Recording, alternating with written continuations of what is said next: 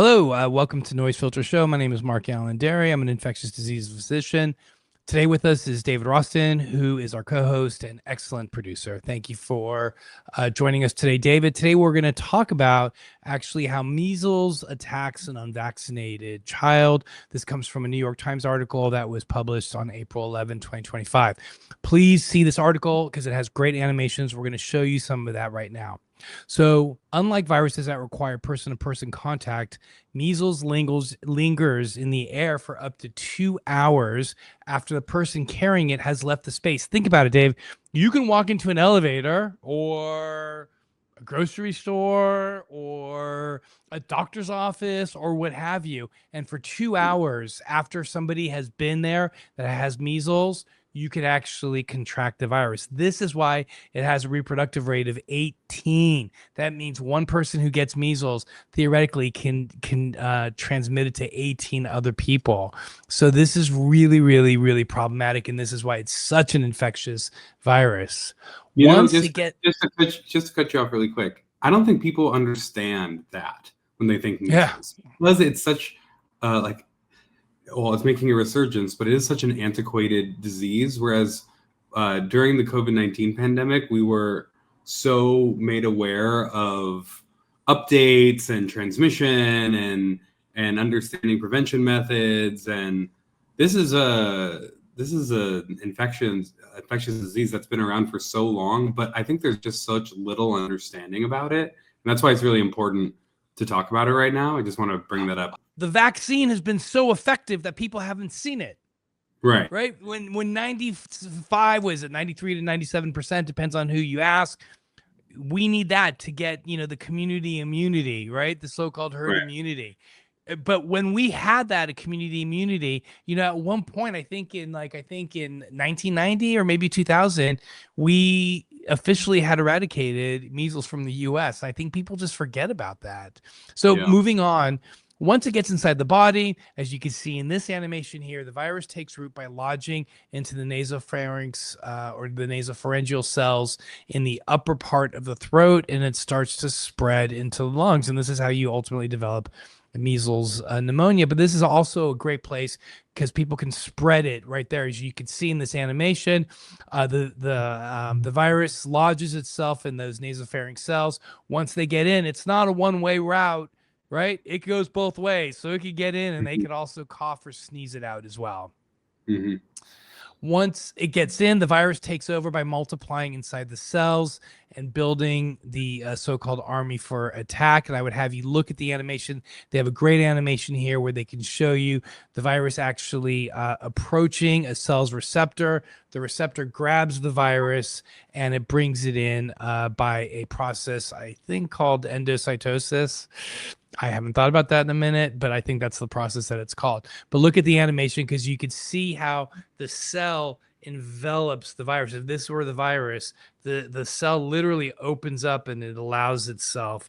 And that's how the virus gets into the cell. But that's not the end of the story, because once the virus gets inside the cell, it actually gets into our ultimately to our RNA. Well, it's an RNA virus. It mutates to a DNA. It goes through some transformation, but ultimately gets into the core of the virus, which is the nucleus, embeds itself into our DNA, and then it takes over that DNA process and it starts to spit out copies of itself, and that's how the infection spreads throughout the body. Can you talk a little bit about what symptoms are? I don't know the symptoms. Article, right. The symptoms: a couple weeks after a vaccinated child inhales these droplets, that child will start to feel sick, a fever, a flu-like symptoms. They get whitish spots inside the cheeks. It's called Koplik spots, but they typically refer to it as the 3 C's, which is cough, coryza, which is kind of stuffy nose, and conjunctivitis, which is red eyes. Those are the so-called 3 C's as well. So again, you'll get malaise, you get fever, you get reddish, irritated eyes, cough, stuffy nose, and then you get the white spots and so, which are these so-called Koplik spots.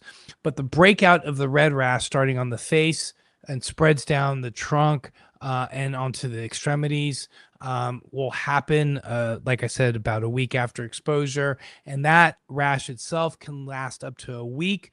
And it fades along the same route that it has appeared.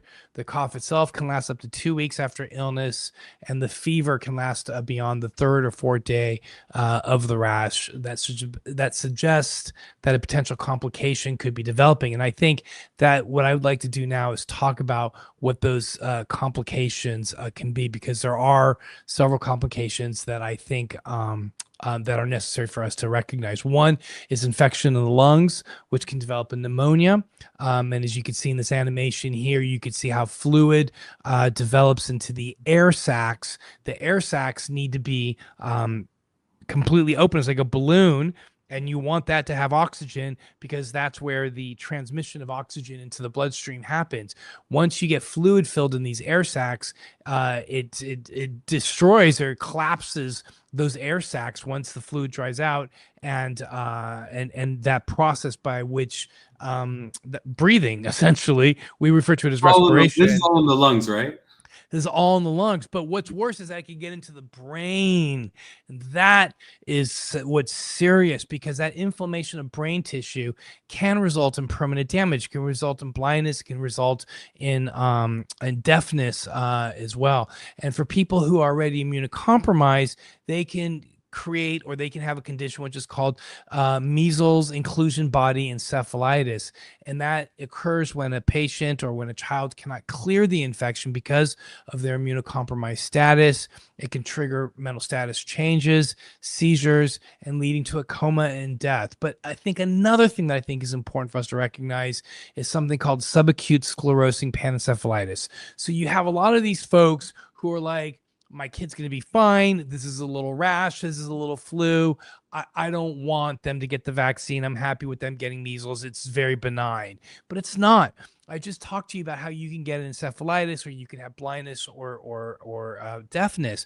But the subacute sclerosing panencephalitis is the thing that I worry about, because it's a degenerative condition that can occur up to a decade after the measles infection, a decade. So children often will start to show signs of behavior change, academic decline. This is followed by seizures, motor issues like poor coordination and balance, and eventually death. The mortality rate approaches 95%.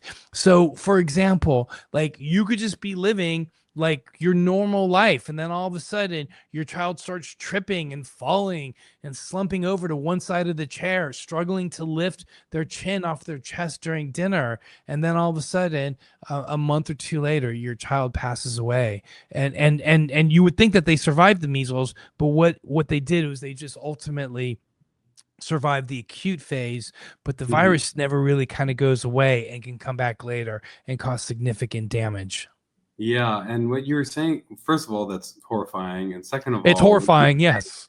what you're saying before about, parents might see some of these symptoms as benign, of rashes and coughing, and that's just kind of like part of getting sick. Just because maybe you have a healthy child that can get through that, as you were saying at the beginning of this recording, if this is such a highly contagious virus, that maybe your child's going to be fine, but it can pass on to up to 18 other children that are unvaccinated, and they may be immunocompromised. Or they could be too young to be vaccinated. Right. They exactly. can't be vaccinated. Right. So now exactly. these are the most vulnerable people that you are inadvertently transmitting this virus to. Yeah, exactly. Just for our Cassandra minute, I predict that with more measles that we're seeing, I predict that we're going to see, with less vaccinations, we're going to see more measles. The Cassandra minute is the goddess of prophecy, I believe. So Yes. This is MarkAlain's his prophetic. Our prophetic. What are your thoughts? I mean, it's really sad. I think, I never really thought that we would get to this point where, for me, growing up, it just felt like it was something that was a disease that's totally under control through public health measures. And it seemed like such an antiquated disease of the past. And just with what's going on in our society these days and cuts to vaccine efforts, and I think how this is becoming more of a mainstream discussion topic, that as you amplify voices that are anti-vaccine, you're going to see more parents that aren't going to vaccinate their kids for measles. And this is a horrifying disease. And I mean, the Cassandra prophecy, I agree with you there, and it's really unfortunate. And also, just to kind of clarify that Cassandra moment, there is, I think we're going to see more episodes of subacute sclerosing encephalitis, because we're seeing more cases of COVID. Wow, I still have COVID on the mind. We're seeing more cases of measles, and Right. I think as of today, it's over 700 cases. So as of today, our recording today on the Wow. 15th of April, we're over 700. And I think that we will have a better understanding of what the incidence of subacute sclerosing encephalitis is going to be, because there are going to be so many cases. We're going to be able to say, okay, in the outbreak of 2025, let's say we ended up with 1,000 cases of measles. In that 8 or 18 or 28, however cases went on to develop, we're not going to know this for 15, 20 years. Sure. But at one point we will know what that rate of subacute sclerosing encephalitis and blindness and deafness and all of these other encephalitises are going to be. And hopefully that will help inform future generations as to the importance of why the measles vaccine can protect their family, their community, their children. Thanks, MarkAlain. Thank you, David. Right. Please subscribe, leave a comment, like this video. This will help the algorithm and get this information out to more people. Thank you.